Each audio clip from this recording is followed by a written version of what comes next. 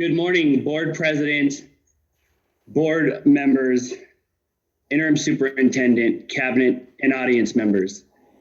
Once again, I am pleased to be with you all and see your faces with everything that's been going on in the world, from this pandemic to these racial injustices and issues across the country and our communities.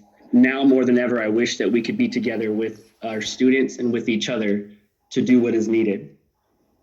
I do want to begin by thanking the board for the resolution that you passed at the last meeting, denouncing xenophobia and anti-Asian American and Pacific Islander sentiment, while reaffirming our commitment to the well-being and safety of Asian American and Pacific Islander communities. We have learned now more than ever that we must speak out and use clear language. Black lives matter. I'd like to say that again. Black lives matter. Our country has a history. Our district has a history. And in truth, we all know that many of our own families have a history. And while we are teachers in classrooms, and we want to always make sure all of our kids know that they matter, when there are issues within the system, we must begin with the foundation of systemic racism to address all racism and discrimination. So we must do better, and I know we will do better. June is Pride Month, and I'd like to say Happy Pride Month to everybody that's out there, including all members of the LGBTQ+ community. As a person, a member of the LGBTQ+ community, I know what it was like growing up in school and in a society needing to either hide yourself, fear for your safety, or be turned away by your family. And so I come back around that we must be more than just having an open mind or an open heart. We must be anti-discrimination. And that includes in our own LGBTQ+ community, ourselves committing to be anti-racist, because it happens within every community.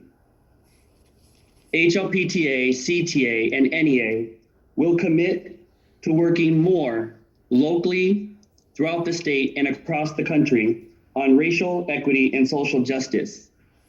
We know that most people get into education through open minds, open hearts, and create opportunities.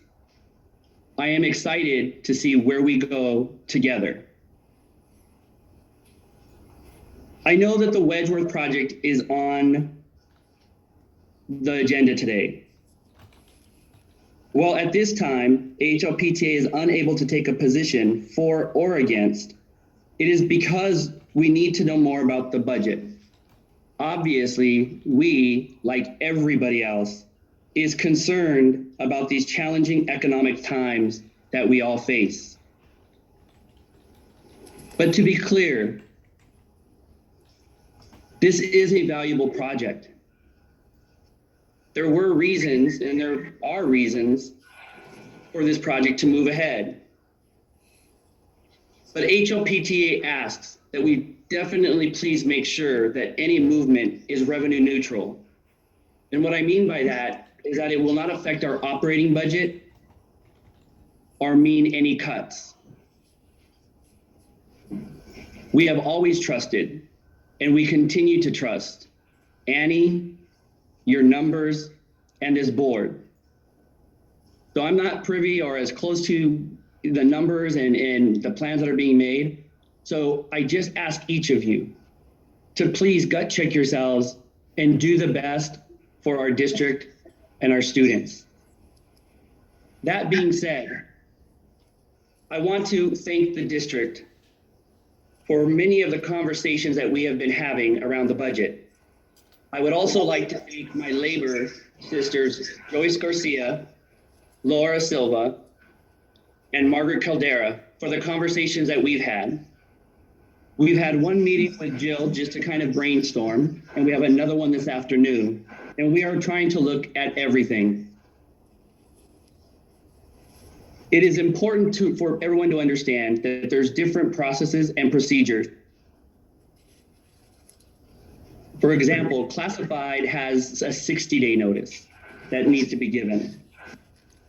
Certificated has deadlines. So for example, in the regular school year, we have March 15th and May 15th. Right now, certificated are looking at potential summer layoffs that would potentially happen by August. We know that the district is doing everything that you can and taking our information and our recommendations into consideration. We appreciate that because we know how important the one-to-one contact with students is. HLPTA also wants to express and acknowledge the importance of our classified brothers and sisters and the jobs they do. There was an article posted on our website from NEA about the importance of our custodial staff and how important they are to us moving forward safely. How we do that with no money, I don't know. So I want to remind everybody, CSEA, SEIU, HLPTA, CTA, NEA, and all organizations and what the district committed to before, that we all must be contacting our state legislators, our state and federal legislators, demanding that they fully fund education. I am heartened by the most recent information coming out of the state capitol from the Senate and the Assembly to not make cuts to education. But we need to get that through the governor and get the budget signed. Then we need to make sure that money's coming in from the federal government to make sure that the state is not just deferring these cuts until the fall, because that would be devastating once we are back in school. So there's conversations happening right now in the Capitol. We're even getting people from both parties, bipartisan support is starting to increase funding at the federal level for education because they realize we will not be able to safely open schools. So I implore everybody to please continue to make those calls and send those emails.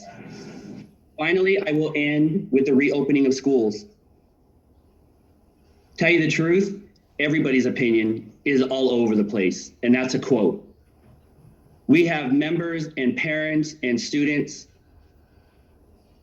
that all have different opinions on how to safely return. I will tell you what everybody does have in common.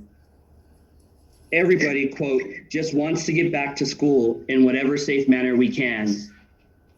Never before have we heard loud and clear about the importance our schools play in our communities and in our families. So HLPUSD, we have a lot to be proud of, a lot of work to do.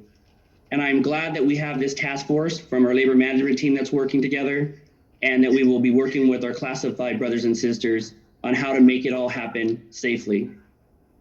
I will end with this.